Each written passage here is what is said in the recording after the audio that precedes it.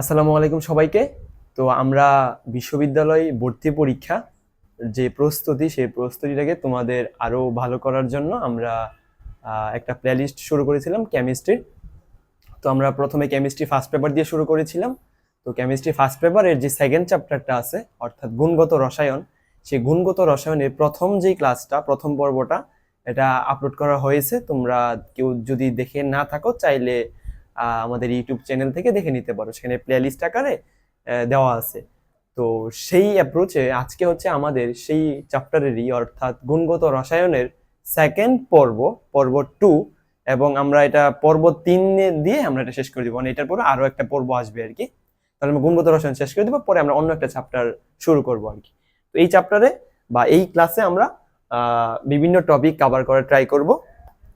তো আশা করি এই টপিকগুলো তোমাদের যদি প্রবলেম থেকে থাকে সব ক্লিয়ার হয়ে যাবে। আর এই টপিকগুলো থেকে বিভিন্ন সময় বিভিন্ন ইউনিভার্সিটিতে ভর্তি পরীক্ষা কোয়েশ্চেন আসে। তোমরা যদি প্রশ্ন ব্যাংক অ্যানালাইসিস করো তাহলেই দেখবে যে কোয়েশ্চেন আসতেছে। এবং তোমরা যে অ্যাডমিশনে আসো এখন তোমাদের অবশ্যই প্রশ্ন ব্যাংক সলভ করতে হবে। প্রশ্ন ব্যাংক সলভ করাটা অনেক বেশি ইম্পর্টেন্ট। তোমরা যারা বিভিন্ন ভাইয়াদের বা বিভিন্ন কোচিং এ ক্লাস করতেছো, তো তোমরা নিশ্চয়ই জানো যে ভাইয়ারাও বলে যে কোয়েশ্চেন ব্যাংক সলভ করাটা কিন্তু অ্যাডমিশনে অনেক বেশি একটা কাজে দেয়। ঠিক আছে, এটা তোমরা অবশ্যই করবা। তো আমি আর বেশি কথা বলবো না, আমি শুরু করতেছি। হ্যাঁ, তো দেখো ভাইয়া, এখানে আমি কয়েকটা টার্ম লিখে রাখছি। সেটা হচ্ছে আইসোটোপ, আইসোটোন, আইসোভার, আইসো ইলেকট্রন এবং আইসোমার। এই টপিকগুলো তোমরা আশা করি জানো, তারপরও অনেক সময় যখন পরীক্ষায় আসে তখন অনেকে কনফিউজড হয়ে যাও।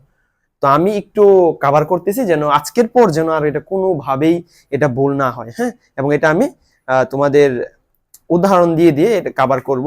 তো দেখো ভাইয়া, এটা মনে রাখার শর্টকাট ট্রিক্স আছে। হ্যাঁ, সেটা হচ্ছে দেখো, এটা মনে রাখবা কিভাবে, সেটা হচ্ছে এই যে দেখো প্রত্যেকটার এখানে দেখতে হচ্ছে আইসো লেখা আছে। হ্যাঁ, কেমিস্ট্রির ভাষায় আইসো যেখানেই তুমি পাবা, আইসো কথাটার মানে হচ্ছে সমান। ঠিক আছে, আইসো মানে হচ্ছে সমান। তো দেখো এই প্রথমটার মধ্যে শেষে কি আছে, ও আছে। এরপর আইসো টুনের মধ্যে শেষে কি আছে, ন আছে। আইসো ভারের মধ্যে কি আছে, ভো মানে ভার আছে আর কি। তারপর আইসো ইলেকট্রন, তারপর এটা হচ্ছে আইসোমার। তো এখন যেটা আইসোটোপ, আইসোটোপ মানে কি, আইসোটোপ মানে হচ্ছে এখানে প্রোটন সংখ্যা সমান হবে। হ্যাঁ, আইসোটোপ মানে হচ্ছে প্রোটন সংখ্যা সমান। এই যে পতে প্রোটন, আইসোটোন মানে কি, নতে কি হবে, নিউট্রন, নতে নিউট্রন সংখ্যা সমান হবে। এই যে আইসো ভারে হচ্ছে ভর সংখ্যা সমান হবে। আর আইসো ইলেকট্রনে কি সমান হবে, ইলেকট্রন সংখ্যা, আমি ই দিয়ে লিখলাম সংক্ষেপে, ইলেকট্রন সংখ্যা সমান হবে। হ্যাঁ, তো দেখো আইসোটোপে কি হবে, প্রোটন সংখ্যা সমান হবে। বাকি প্রোটন সংখ্যা যেটা পারমাণবিক সংখ্যা তো সেটাই তোমরা তো জানো। তো প্রোটন সংখ্যা সমান হবে, আর বাকি যেগুলো অর্থাৎ ভর সংখ্যা, নিউট্রন সংখ্যা, সেইগুলো ভিন্ন হবে।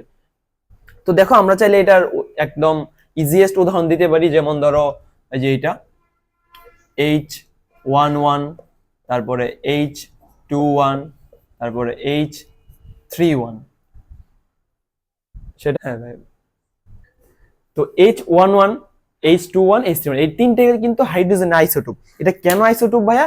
তো দেখো এই যে নিচে উপরে আমরা একটা জানি তো, একটা মৌলের উপরে থাকে ভর সংখ্যা আর নিচে থাকে হচ্ছে প্রোটন সংখ্যা। তাহলে ভাইয়া এই যে ভর সংখ্যা দেখো 1 2 3 ভর সংখ্যা ডিফারেন্ট। তুমি যদি এটার নিউটন সংখ্যা বের করো ভর সংখ্যা থেকে প্রোটন সংখ্যা মাইনাস করে, তাহলে দেখো এখানে প্রোটন সংখ্যা কিন্তু এটারও 1, এটারও 1, এটারও 1। তোমরা জানো যে হাইড্রোজেনের হচ্ছে কয়টা আইসোটোপ, 7টা আইসোটোপ। প্রথম যে আইসোটোপ যে যার প্রোটন সংখ্যা 1 সেটাকে বলা হয় কি, প্রোটিয়াম। তারপর যার ভর সংখ্যা 2 সেটাকে বলা হয় ডিউটেরিয়াম। যার ভর সংখ্যা 3 সেটাকে বলা হয় ট্রিটিয়াম। এটা হচ্ছে 3টা আইসোটোপ। এই 3টা আইসোটোপ প্রকৃতিতে পাওয়া যায়, আর বাকি আরো যে 4টা আইসোটোপ আছে সেটা ল্যাবের মধ্যে প্রস্তুত করা যায়। তো আশা করি প্রোটন সংখ্যা যেটা মানে আইসোটোপ যেটা, এটা বোঝা গেছে। মানে আইসোটোপ মানে কি, প্রোটন সংখ্যা সমান হবে আর ভর সংখ্যা ভিন্ন হবে, নিউটন সংখ্যা ভিন্ন হবে। এরপর চলে আসি আইসোটোনের মধ্যে। আইসোটোনে কি হবে, আইসোটোন এই যে নতে নিউট্রন, তাই না ভাই, নতে নিউট্রন মানে এখানে কি নিউট্রন সংখ্যা সমান হবে। তাহলে এটার একটা উদাহরণ বলো, এটা একটা উদাহরণ কি হইতে পারে। আইসোটোনের ধরো একটা উদাহরণ আমরা যদি দেই, তাহলে ধরো কার্বন 13 6, এখানে লিখি আমি কার্বন 13 6, আর হচ্ছে নাইট্রোজেন 14 7। ঠিক আছে, তাহলে ভাই এটা দেখো তোমরা, এই যে কার্বন 13 6 দুইটা কিন্তু আলাদা আলাদা মৌল, কিন্তু কার্বনের ভর সংখ্যা দেখো 13, নাইট্রোজেনের ভর সংখ্যা হচ্ছে 14। তাহলে তোমরা তো জানো যে নিউট্রন সংখ্যা আমরা কিভাবে বের করি, ভর সংখ্যা থেকে প্রোটন সংখ্যা মাইনাস করে। তো 13 থেকে 6 বাদ দিলে কত থাকে, 13 - 6 মানে 7, মানে কার্বনে এখানে নিউট্রন সংখ্যা হচ্ছে 7, আবার নাইট্রোজেনে দেখো 14 থেকে 7 বাদ দিলে 7ই থাকে। তার মানে হচ্ছে এখানে কার্বনেরও নিউট্রন সংখ্যা 7, নাইট্রোজেনেরও নিউট্রন সংখ্যা 7। তার মানে এই কার্বন এবং এই নাইট্রোজেন একজন আরেকজনের পরস্পরের আইসোটোন। আশা করি এটা তোমাদের ক্লিয়ার, আর ভুল করবা না কিন্তু। এরপরে দেখো আইসোভার। আইসোভারে কি সমান হবে, আইসোভারে ভর সংখ্যা সমান হবে। হ্যাঁ, আইসোভারে হচ্ছে ভর সংখ্যা সমান হবে। তাহলে একটা উদাহরণ আমরা লিখি, ধরো আইসোভারে এখানে লিখি কপার 6429, আরেকটা লিখি হচ্ছে জিঙ্ক 64 আর হচ্ছে 30। এই যে দেখো ভাইয়া, এই যে আইসোভারের একটা উদাহরণ কপার 6429, এটা হচ্ছে 64 ভর সংখ্যা, 29 পারমাণবিক সংখ্যা। জিঙ্কের হচ্ছে 64 ভর সংখ্যা, আর হচ্ছে 30 হচ্ছে প্রোটন সংখ্যা বা পারমাণবিক সংখ্যা। তাহলে এখানে দেখতে পাচ্ছ যে এখানে কপার এবং জিঙ্কের দুইজনেরই কি ভর সংখ্যা হচ্ছে সেম, তাই না ভাইয়া? তার মানে ভর সংখ্যা যদি সেম হয়, তার মানে আমরা বলতে পারি এই কপার আর জিঙ্ক একজন আরেকজনের আইসোভার। আইসোভার হলে কি হয়, ভর সংখ্যাটা সমান হয়। তারপরে আমরা চলে যাব কি ইলেকট্রন সংখ্যা। এখানে আইসো ইলেকট্রন, আগেই বলছি আইসো মানে সমান, আইসো ইলেকট্রন মানে কি সমান হবে, এখানে ইলেকট্রন সংখ্যা সমান হবে। তো ইলেকট্রন সংখ্যা সমান কিভাবে হবে, লাইক ধরো আমি একটা উদাহরণ দিই এখানে, সোডিয়াম প্লাস, তারপর হচ্ছে ম্যাগনেসিয়াম 2+, তারপর হচ্ছে অ্যালুমিনিয়াম 3+, এরপর তুমি এটাও দিতে পারো যে অক্সিজেন 2-, ফ্লোরাইড ফ্লোরিন মাইনাস। তাহলে এখানে দেখো অক্সিজেনের পারমাণবিক সংখ্যা কিন্তু 8, মানে আমরা তো জানি পারমাণবিক সংখ্যা যত ইলেকট্রন সংখ্যাও তত। তো অক্সিজেনের যেহেতু 8, এই যে 2- মানে কি, সে 2টা ইলেকট্রন গ্রহণ করছে, তার মানে অক্সিজেনের 10টা হয়ে গেছে। ফ্লোরিনের 9, একটা ইলেকট্রন গ্রহণ করছে, ফ্লোরিনের 10টা হয়ে গেছে। সোডিয়ামের 11টা ছিল প্লাস, মানে একটা ছেড়ে দিয়েছে 10টা। ম্যাগনেসিয়ামের হলো 12, 2টা ছেড়ে দিয়েছে 10টা। অ্যালুমিনিয়ামের হচ্ছে 13, 3টা ছেড়ে দিয়েছে, তার মানে 10টা। মানে এখানে সবারই কিন্তু কি 10টা ইলেকট্রন আছে, যদিও তাদের প্রোটন সংখ্যা এবং ভর সংখ্যা ভিন্ন, কিন্তু ইলেকট্রন সংখ্যা কিন্তু সেম। এর জন্য আমরা এইগুলোকে আমরা বলতে পারি আইসো ইলেকট্রন। ঠিক আছে ভাইয়া, আশা করি আইসো ইলেকট্রনটা তোমাদের ক্লিয়ার। তো এখন আমরা যাব হচ্ছে আইসোমারে। হ্যাঁ, আইসোমারে। আইসোমার জিনিসটা কি, আইসোমার জিনিসটা হচ্ছে যে এখানে তোমার আইসোমারে, আমি লিখতেছি না, আমি মুখে বলতেছি। আইসোমারে হচ্ছে তোমার এখানে পারমাণবিক সংখ্যা, তারপরে ইলেকট্রন সংখ্যা, নিউট্রন সংখ্যা, ভর সংখ্যা সব সেম হবে। তাহলে ভিন্ন হবে কি, ভিন্ন হবে হচ্ছে তার যে অভ্যন্তরীণ যে গঠন, অর্থাৎ ইন্টারনাল স্ট্রাকচার, অভ্যন্তরীণ গঠন ভিন্ন হবে আইসোমারের ক্ষেত্রে। আর হচ্ছে তেজস্ক্রিয়তার যে ধর্ম সেটা ভিন্ন হবে। আমি একটা উদাহরণ দিই, তাহলে তোমাদের ক্লিয়ার হবে। ব্রোমিন 8235, আর একটা হচ্ছে ব্রোমিন 8235।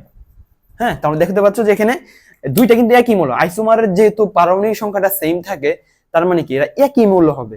একই মৌলের পরস্পরের যে যে গঠনটা, ইন্টারনাল যে স্ট্রাকচার সেইটা ভিন্ন হবে।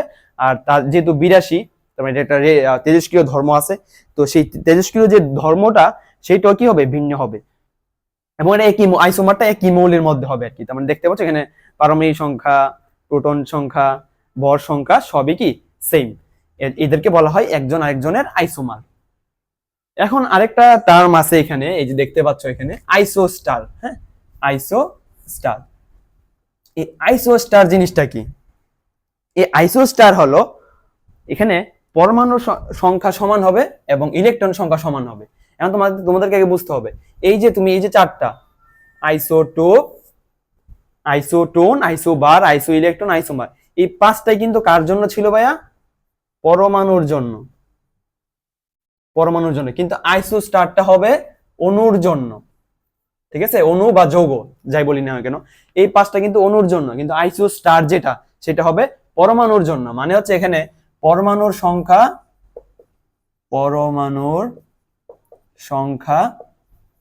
ও ইলেকট্রন সংখ্যা কি হবে, সমান হবে। ঠিক আছে, আচ্ছা তাহলে আমি এইগুলো একটু মুছে দিই। হ্যাঁ, তোমরা যদি কেউ স্ক্রিনশট নিতে চাও নিতে পারো, আমি এটা মুছে দিচ্ছি। আচ্ছা মুছে দিলাম। স্টার আছে, আইসো স্টার আছে, এটা হচ্ছে অণু। তো এখানে কি হবে, পরমাণুর সংখ্যা সমান হবে এবং মোট ইলেকট্রন সংখ্যাটা সমান হবে। কারণ আমি যদি একটা উদাহরণ দিই, ধরো এই যে কার্বন ডাই অক্সাইড আর হচ্ছে নাইট্রাস অক্সাইড।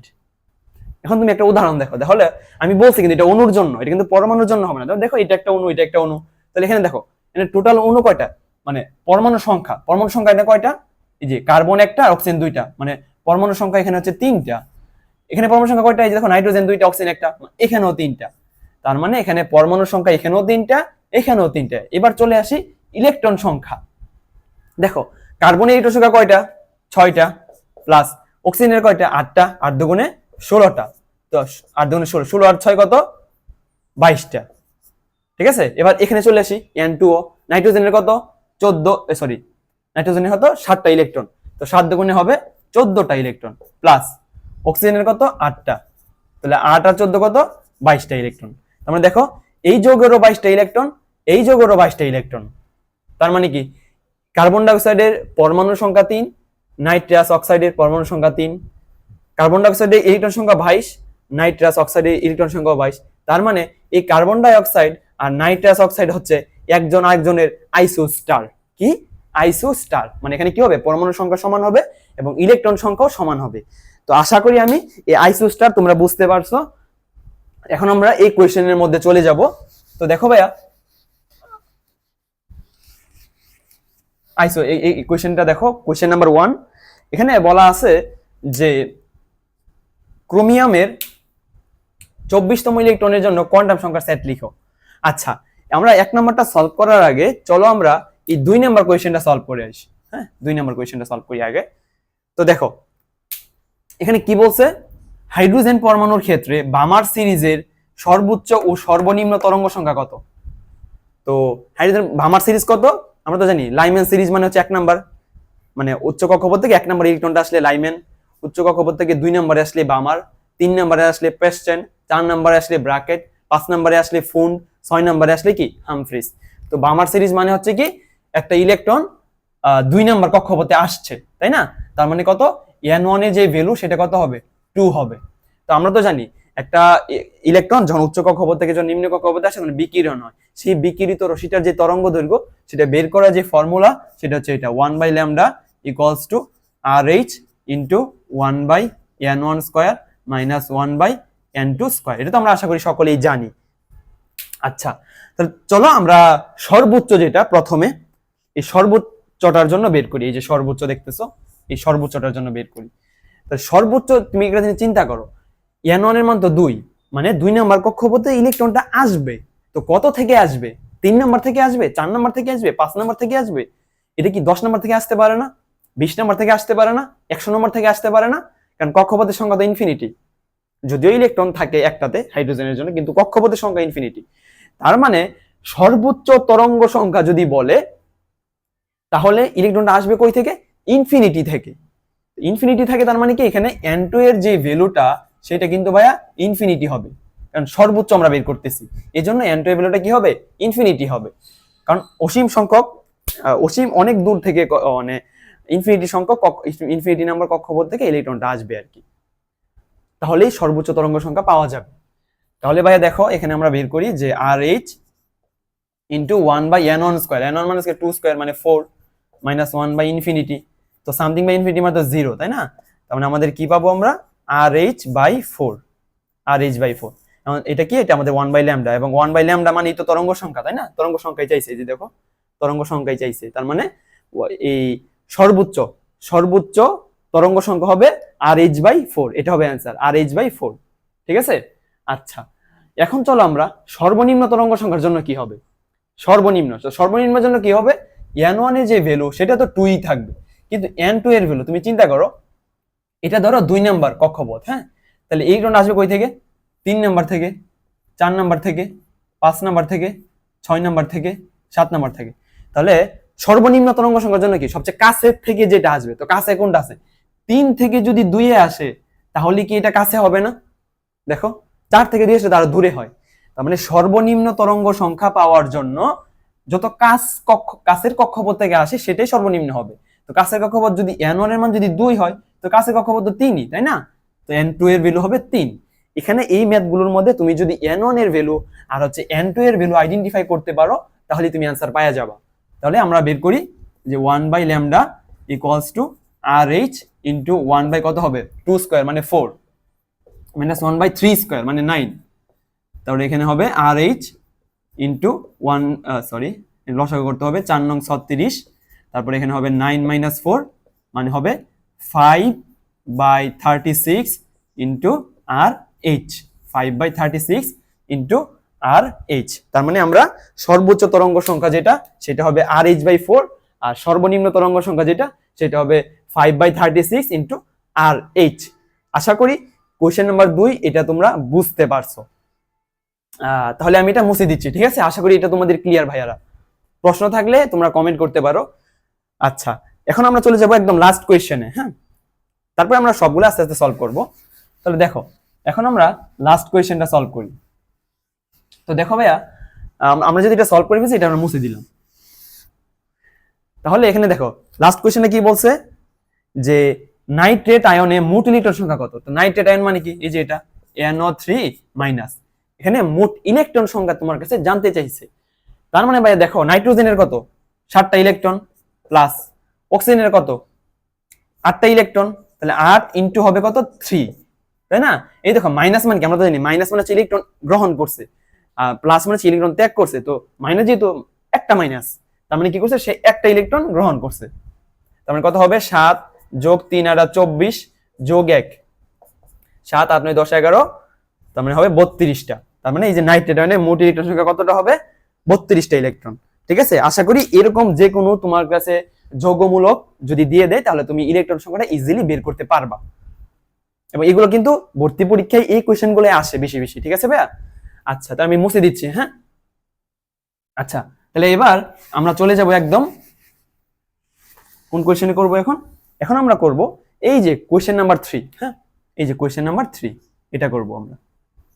এটা কি বলছে ফোর্থ শেল। হ্যাঁ, ফোর্থ শেলের জন্য কোয়ান্টাম সংখ্যা বের করো, মানে 4 নাম্বার শেল। 4 নাম্বার শেল মানে কি, অথবা তুমি এটা বলতে পারো KLMN মানে এন শেলের জন্য, এন শেল, এন শেলের জন্য, এন শেলও বলতে পারতো, এন শেলের জন্য কোয়ান্টাম সংখ্যা বের করো। তো এটা তো আমরা আশা করি জানো। ফোর্থ শেল মানে হচ্ছে কি, এখানে তোমাকে বলে দিছে যে এন এর যে ভ্যালু সেটা হবে কত 4। তো আমরা জানি কোয়ান্টাম সংখ্যা 4টা, প্রধান কোয়ান্টাম সংখ্যা, সহকারী কোয়ান্টাম সংখ্যা, চুম্বকীয় কোয়ান্টাম সংখ্যা এবং স্পিন কোয়ান্টাম সংখ্যা, এই সবগুলি তোমাকে এখন লিখতে হবে। ঠিক আছে, তো n ইকুয়ালস টু যেহেতু 4, তাহলে l এর ভ্যালুটা কি হবে, l এর ভ্যালু এখন চিন্তা করো, আমরা তো জানি যে n এর মান যেটা, l এর মান কিভাবে বের করে, আমি মুখে বলছি আর লিখছি না।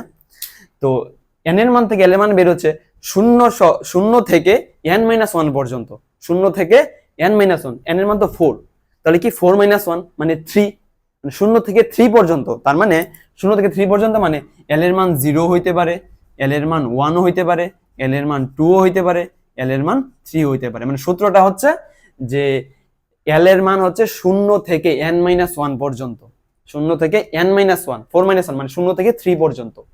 এরপরে আসি চুম্বকীয় কোয়ান্টাম সংখ্যা মানে m,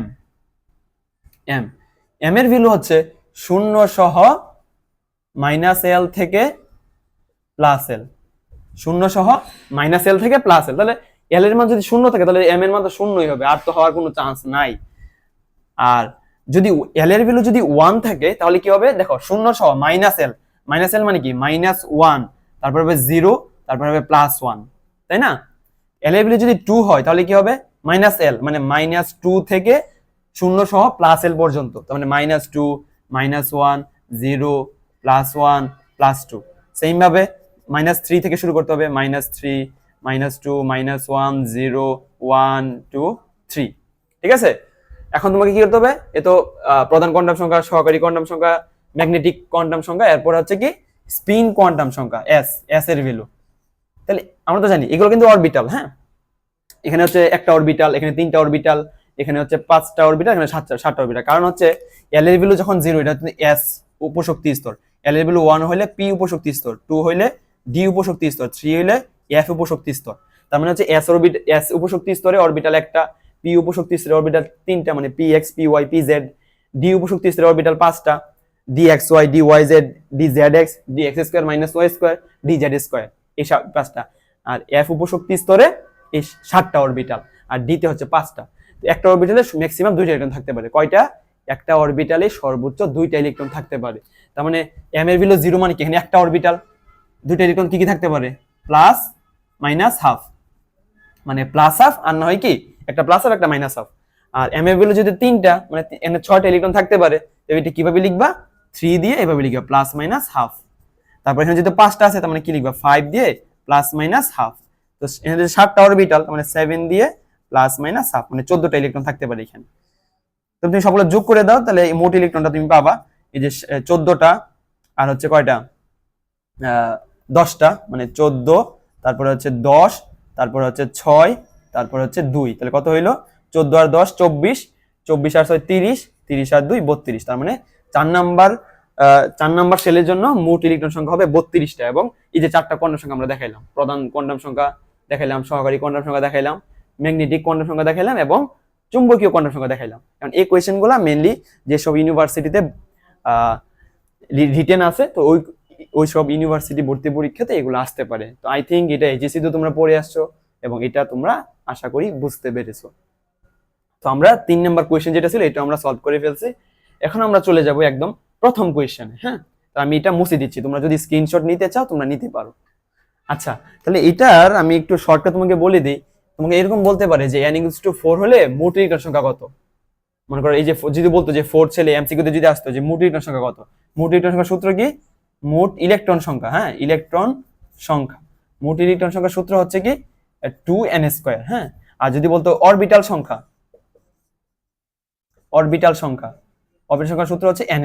ঠিক আছে, তাহলে 4 ছেলে অরবিটাল কয়টা হবে? 4² 4² মানে 16টা। আর যদি বলতো 4 ছেলে ইলেকট্রন সংখ্যা কয়টা আছে, তাহলে হবে 2n²। হ্যাঁ, এটা হচ্ছে শর্টকাট এমসিকিউর জন্য আর কি। ঠিক আছে, আচ্ছা আমি এটা মুছে দিচ্ছি। এখন আমরা 1 নম্বর কোশ্চেনে চলে যাব। তো দেখো 1 নম্বর কোশ্চেনে কি বলা আছে দেখো ভাইয়া, ক্রোমিয়ামের 24তম ইলেকট্রনের জন্য, ক্রোমিয়ামের 24তম ইলেকট্রনের জন্য কোয়ান্টাম সংখ্যার সেট বের করো। 24তম ইলেকট্রন, হ্যাঁ 24তম ইলেকট্রন। তো আমরা এরকম কোশ্চেন যখন আসবে ক্রোমিয়ামের 24তম ইলেকট্রনের জন্য কোয়ান্টাম সংখ্যার সেট, হ্যাঁ তখন ফার্স্টে তোমাকে কি করতে হবে? ইলেকট্রন বিন্যাস লিখতে হবে। ক্রোমিয়াম কত? 24, তাই না? তাহলে হবে 1s2, 2s2, 2p6, 3s2, 3p6। তোমরা জানো 3d তে যাবে না, এটা 4s এ যাবে, তারপরে হচ্ছে 3d। তাহলে কত হইলো? এখানে হচ্ছে 18, এখানে 19, 20 আর 24। তাহলে অর্ধপূর্ণ করার জন্য এখানে হবে 5 এবং এখানে হবে কত? 1। ঠিক আছে, আচ্ছা তাহলে 24তম ইলেকট্রনটা কোন জায়গায় আছে এটা আমাকে খুঁজে বের করতে হবে। তো দেখো এই পর্যন্ত হচ্ছে 18, এই পর্যন্ত কত? 18টা। তাহলে এটা হচ্ছে 19 নাম্বার। হ্যাঁ, এটা হচ্ছে কত? 19 নাম্বার। তো আমি এখান থেকে একটু ইয়া করে দেখাই। 4s, তারপরে হচ্ছে 3d, তোমরা জানো d তে হচ্ছে 5টা অরবিটাল, 1 2 3 4 5। ঠিক আছে, তো এটা কি? এটা হচ্ছে 4s, এটা হচ্ছে 3d। তো 4s আছে কয়টা ইলেকট্রন? একটা ইলেকট্রন। আর 3d আছে কয়টা? 5টা। 5টা কি সিঙ্গেল ভাবে যাবে, 1 2 3 4 5। তাহলে দেখো 24 নম্বর ইলেকট্রনটা কই হবে? এটা হচ্ছে কত? এই পর্যন্ত হচ্ছে 18। ঠিক আছে, 3p6 পর্যন্ত হচ্ছে 18। তাহলে 4s1 মানে হচ্ছে 19। তারপর এটা হচ্ছে আমি এখানে লিখি, এখানে এটা হচ্ছে 19 নম্বর ইলেকট্রন, এটা হচ্ছে 20, এটা হচ্ছে 21, এটা হচ্ছে 22, এটা হচ্ছে 23, এটা হচ্ছে 24। তো এটা হচ্ছে 24 নাম্বার ইলেকট্রন। এই যে দেখো 3d তে এখানে আছে, এই যে 3d তে এখানে আছে, 3d অরবিটালে কি আছে? 24 নাম্বার ইলেকট্রনটা আছে। এটার জন্য 4টা কোয়ান্টাম সংখ্যা সেট আমাকে লিখতে হবে। যেহেতু 3d তে আছে, মানে ইলেকট্রনটা কই আছে? 3d তে আছে। হ্যাঁ, তাহলে আমাকে n এর ভ্যালু কত হবে? n এর ভ্যালু হবে 4, n এর ভ্যালু হবে 4, সরি উল্টা বলতেছি, 3d তে আছে না, n এর ভ্যালু হবে 3, 3d তে আছে যেহেতু n এর ভ্যালু 3 হবে। আর l এর ভ্যালু কত হবে? তোমরা জানো যে s এর জন্য হচ্ছে 0, l এর ভ্যালু আর কি, p এর জন্য হচ্ছে 1, d এর জন্য হচ্ছে 2, f এর জন্য হচ্ছে 3। তাহলে d এর জন্য কত হবে? 2 হবে l এর ভ্যালু আর কি। আর m এর ভ্যালু কত হবে? তাহলে এটা দেখো m এর ভ্যালু -2, -1, 0, 1, +1, +2। এটা তোমরা জানোই যে l এর ভ্যালু যদি 2 হয় তাহলে m এর ভ্যালু কি হয়? -l থেকে 0 সহ +l পর্যন্ত। মানে -2, -1, 0, +1, +2, এটা হবে +2। ঠিক আছে, আর s এর ভ্যালু কি হবে? দেখো এই ইলেকট্রনটা, এটা দেখো এটা শুরুতে কিন্তু এখানে তোমরা জানো একটা অরবিটালে কিন্তু 2টা ইলেকট্রন থাকতে পারে, একটা এইদিকে একটা এইদিকে। এটার জন্য হচ্ছে প্লাস হাফ, এটার জন্য হচ্ছে মাইনাস হাফ। তাই দেখো প্রত্যেকটা কিন্তু সিঙ্গেল সিঙ্গেল করে অযুগ্ম অবস্থায় ঢুকছে, তার মানে এটাও প্লাস হাফ, এটাও প্লাস হাফ, এটাও প্লাস হাফ, এটাও প্লাস হাফ, এটাও প্লাস হাফ হবে। এই দেখো চারটা কোয়ান্টাম সংখ্যার সেট হয়ে গেছে, এন এর ভ্যালু, এল এর ভ্যালু, এম এর ভ্যালু আর হচ্ছে এস এর ভ্যালু। আশা করি এই কোয়ান্টাম সংখ্যার সেটটা তোমরা বুঝছো, ঠিক আছে? কোয়েশ্চেন থাকলে তোমরা করতে পারো। আচ্ছা, আমরা এখন নেক্সট একদম লাস্ট কোয়েশ্চেনে চলে যাব আজকের জন্য। দেখো এখানে কি আছে, কি বলা আছে, কোয়েশ্চেনটা একটু পড়ো সবাই ভাইয়েরা। দেখো এখানে কি বলেছে, আয়রনের, এটা আয়রনের হবে, আয়রনের 10, 16, 19, 23 নং ইলেকট্রনের কোয়ান্টাম সংখ্যার সেট বের করো আর কি, হ্যাঁ, আয়রনের জন্য। তাহলে আমরা কি করব, এরকম কোয়েশ্চেন আসলেই কোয়ান্টাম সংখ্যার সেট বের করো, এততম ইলেকট্রনের এরকম কোয়েশ্চেন আসলে আমরা ফার্স্টে ইলেকট্রন সংখ্যা লিখবো, সরি ইলেকট্রন বিন্যাস লিখবো আর কি। আয়রন কত, 26, তাই না? 26 কত হবে, 1s2, 2s2, 2p6, 3s2, 3p6, 4s, তারপর হবে 3d। তোমরা জানো 4s ইলেকট্রন আগে ঢুকবে, তাই না? তাহলে এই পর্যন্ত হচ্ছে 18, 19, 20 আর হচ্ছে এই যে 26, ঠিক আছে? তো এখন আমরা কি করব, এটাকে একটু ভেঙে ভেঙে লিখবো, ঠিক আছে? ভেঙে ভেঙে কিভাবে লিখবো, এই যে দেখো আমরা 3 এই পর্যন্ত কত, 1s2, 2s2, 2p6, এই পর্যন্ত কত, 1s2, 2s2, 2p6, 6, 7, 8, 9, 10, হ্যাঁ। আচ্ছা, তা আমি এটা একটু ভেঙে ভেঙে লিখি। তো দেখো এখানে 1s2টা দেখাইলাম না, আচ্ছা সবগুলাই দেখাই। এটা হচ্ছে 1s, এটা হচ্ছে 2s, এটা হচ্ছে কি 2p, এটা হচ্ছে 3s, এটা হচ্ছে 3p, তারপর হচ্ছে 4s, তারপর হচ্ছে 3d, ঠিক আছে? তাহলে আমি লিখি এখানে, দেখো 1s, 2s, 2p, তারপর হচ্ছে 3s, 3p, 4s, 3d, 3d তো 5টা, এই জন্য 5টা লিখছি আর কি। দেখো 1s এ কয়টা ইলেকট্রন, 2টা ইলেকট্রন, এই যে 2টা দিয়ে দিলাম। 2s এ 2টা ইলেকট্রন, 2টা দিয়ে দিলাম। 2p6 6টা ইলেকট্রন। 3s2, 3p হচ্ছে 6, 6টা ইলেকট্রন। 4s2, 3d 6, তাহলে 1টা 2টা 3টা 4টা 5টা, আবার হবে এখানে একটা 6টা। এটা হচ্ছে হুন্ডির নীতি ফলো করবে, তাই না? প্রথমে অযুগ্ম অবস্থায় যাবে, তারপরে এক্সট্রা থাকলে ওইটা ডাবল হবে। এখন আমরা ইয়াটা বের করি যে আমাদের যে কোয়েশ্চেনে যেটা বলা আছে ওই তম ইলেকট্রনটা কোন জায়গায় আছে। প্রথমে বলা আছে কি 10তম ইলেকট্রন, তাহলে দেখো এখানে 2টা 3টা 4টা, এই যে দেখো এই যে 5, 6, 7, তারপরে আবার হবে 8, 9, 10, এই যে দেখো এই যে এইটা কিন্তু আমার কত নম্বর ইলেকট্রন, 10 নম্বর ইলেকট্রন, ঠিক আছে? এই যে এটা হচ্ছে আমাদের 10 নম্বর ইলেকট্রন। তারপরে 16 নম্বর ইলেকট্রন, 10, 11, 12, এই দেখো 13, 14, 13, 14, 15, তারপর আবার 16, 17, 18। আমরা দেখো ফার্স্টে কি যাবে, এই পর্যন্ত তো 10, 11, 12 এভাবে কাউন্ট করবা, 13, 14, 15, আবার উল্টা দিকে 16, এই যে দেখো এখানে কিন্তু হয় 16 নম্বর ইলেকট্রনটা, 16, তারপরে 17, 18, তারপর 19, 19 তো হবে কোনটা, এই যে এই পর্যন্ত 18, এই যে এটা এই যে এই পাশেরটা হবে 19, ঠিক আছে? 19, 20, তারপর হচ্ছে এই যে দেখো 21, 22, এভাবে মানে এই পর্যন্ত হচ্ছে 20টা, 21, 22 এভাবে কিন্তু হবে না। 21, এইটা হবে 22, এইটা হবে আমাদের 23, এটা হবে 24, এটা হবে 25, এবং যদি এখানে বলতো লাস্ট ইলেকট্রন হবে এই যে এটা হবে আমাদের 26 আর কি। এটা কিন্তু 26 হবে না, এটা 26 হবে, ঠিক আছে? আচ্ছা, তো দেখো আমরা আইডেন্টিফাই করে ফেলছি যে কোন ইলেকট্রনটা কোন জায়গায় আছে। এবার দেখো আমরা ফার্স্টে 10 নম্বর ইলেকট্রনের জন্য লিখব 10 নম্বর ইলেকট্রন। তাহলে 10 নম্বর ইলেকট্রন কই আছে, এই যে 2p, এই যে এখানে আছে, তাহলে 2p তে আছে, তার মানে n এর ভ্যালু হবে কত, হবে 2 হবে। p এর জন্য l এর ভ্যালু হবে 1, আমরা জানি সকলেই, এবং m এর ভ্যালু যেটা সেটা কত হবে, ধরো এই যে -1, 0, +1, তাই না? m এর ভ্যালু, l এর ভ্যালু যদি 1 হয়, m এর ভ্যালু -1, 0, +1, তিনটা হইতে পারে। তো px, py, pz, তো আমরা ধরো এটাকে +1 ধরলাম। আর s কত হবে, দেখো এটা কি ক্লকওয়াইজ এরটা নাকি অ্যান্টি ক্লকওয়াইজ এটা, দেখো এটা যদি হয় তাহলে +1/2, এটা যদি হয় তাহলে -1/2। আমার 10 নম্বর ইলেকট্রন কোনটা, এই যে এইটা, উল্টাটা, তার মানে আমাদের কি হবে, -1/2 কিন্তু হবে, ঠিক আছে? আমাদের কিন্তু +1/2 হবে না, আমাদের কি হবে ভাইয়া, -1/2 হবে। এটা হচ্ছে 10 নম্বর ইলেকট্রনের জন্য আমরা 4টা কোয়ান্টাম সংখ্যার সেট লিখছি। এবার হচ্ছে 16 নম্বর ইলেকট্রনের জন্য। 16 নম্বর ইলেকট্রন কই আছে, এই যে 3p তে আছে, এই যে দেখো 16 নম্বর ইলেকট্রন 3p তে আছে। তাহলে n এর ভ্যালু কত হবে, 3 হবে। 3p, তার মানে l এর ভ্যালু 1 হবে। l এর ভ্যালু 1, এটা হচ্ছে -1, 0, +1, তাই না? তাহলে আমাদের m এর ভ্যালুটা কত হবে, -1 হবে। আর এস এর ভ্যালু দেখো এটা উল্টা দিকে আছে, এটা হচ্ছে এই পর্যন্ত হচ্ছে 12, তারপর এটা হচ্ছে 13, 14, 15, এই যে 16 নম্বর ইলেকট্রন, 16 নম্বর ইলেকট্রনটা কিন্তু আবার উল্টা স্পিনেই আছে, তাই না? এই জন্য এটাও কি হবে, -12 হবে। আশা করি 16 নম্বরটা বুঝতে পারছো। তারপর হচ্ছে 19 নম্বর ইলেকট্রন। হ্যাঁ, 19 নম্বর ইলেকট্রন এটা কই আছে দেখো ভাইয়া, এই যে 4s এর মধ্যে আছে, 4s এর মধ্যে। তো 4s এ যেহেতু আছে তার মানে n এর ভ্যালু কত হবে, 4 হবে, তাই না? আর l এর ভ্যালু কত হবে, যেহেতু s উপশক্তি স্তরে আছে তার মানে s এর জন্য l এর ভ্যালু 0, l এর ভ্যালু 0 হলে m এর ভ্যালু 0, আর s এর ভ্যালু কি হবে দেখো, এটা কোন দিকে আছে, এটা তো প্লাস হাফ, তাই না? এটা কত, প্লাস হাফ, আর এদিকে হইলে মাইনাস হাফ। 19 নম্বরটা এই পর্যন্ত হচ্ছে 18, এই যে এটা হচ্ছে 19, মানে হচ্ছে ক্লকওয়াইজ এরটা আছে, এই জন্য এটাও কি হবে, এটা হবে প্লাস হাফ।